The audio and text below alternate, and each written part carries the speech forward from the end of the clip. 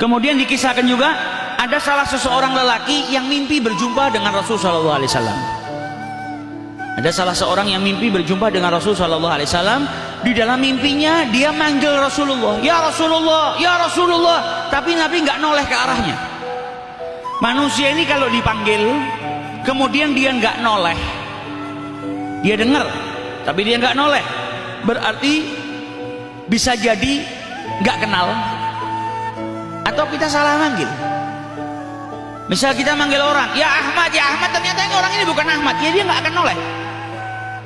Atau dia namanya Ahmad, ketika dipanggil dia nggak kenal dengan yang manggil, maka dia juga nggak akan gubris, nggak noleh. Nah ini lelaki tadi ketika mimpi berjumpa dengan Rasulullah, dia panggil, "Ya Rasulullah, ya Rasulullah," walam yaltafitu ilaih.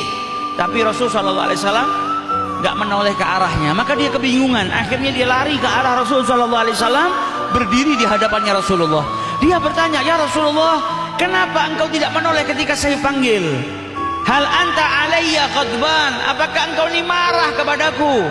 Maka dijawab oleh Rasulullah SAW, "Tidak, saya nggak marah kepadamu, bahkan saya nggak kenal kepadamu." Bagaimana mungkin saya marah? Kenal saja tidak.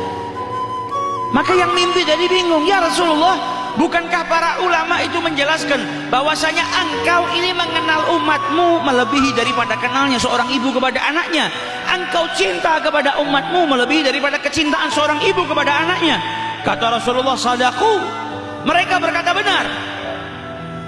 Kemudian dijelaskan oleh Rasulullah SAW, "Dan sesungguhnya kenalku kepada mereka umatku itu dengan kadar sholawat yang mereka baca. Engkau nggak pernah bersolawat kepadaku, bagaimana mungkin saya kenal kepadamu?" Nabi semakin kenal kepada umatnya kalau umatnya itu banyak-banyak bersolawat. Orang yang bersolawat kepada Rasulullah itu diriwayatkan disampaikan oleh malaikat kepada Rasulullah SAW, disampaikan dengan namanya, bahkan bukan namanya saja, nama ayahnya pun disebut. Ketika seseorang bersolawat, maka malaikat datang kepada Rasulullah dan berkata, "Inna fulan, fulan," lalu namanya Ahmad berarti Ahmad bin Muhammad, kalau ayahnya namanya Muhammad, "yusallimu alaik," atau yusalli alaik, bersolawat kepadamu.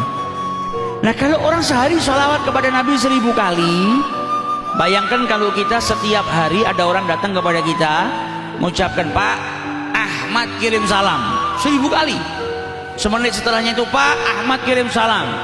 Walaupun kita ini yang dapat salam ini nggak pernah berjumpa, pasti kita akan penasaran, siapa ini Ahmad yang setiap hari mengucapkan salam kepada saya 1000 kali. Apalagi kalau kenal, kita kenal, kemudian ada orang datang dari kota mana, "Ahmad kirim salam, Ahmad kirim salam." Setiap hari 1000 kali, 1000 orang yang berbeda datang kepada kita nyampaikan salamnya fulan, pasti kita nggak mungkin lupa. Begitu juga dengan kalau kita sholawat kepada Rasulullah. Makanya Rabi'atul Adawiyah sehari sholawat sama Nabi ribuan kali, diperbanyak sholawatnya. Ketika ditanya, "Kenapa kau banyak sholawat kepada Nabi?" Ya karena kalau saya sholawat, nama saya disampaikan di hadapan Nabi. Maka kalau saya sholatnya cuma 1, 2, 3 kali, 10 kali, saya takut Nabi itu lupa. Tapi kalau satu hari disampaikan nama saya, "Rabi'atul Adawiyah yusalli alaik," nah Rabi'atul Adawiyah tusallimu alaik, maka saya berharap di yaumil qiyamah Nabi nggak lupa dengan saya, karena nama saya puluhan ribu kali setiap hari disampaikan di hadapan beliau. Nah ini Nabi bilang kepada orang yang mimpi tadi, pengetahuan saya, kenalnya saya kepada umatku ini dengan kadar sholawat yang mereka baca.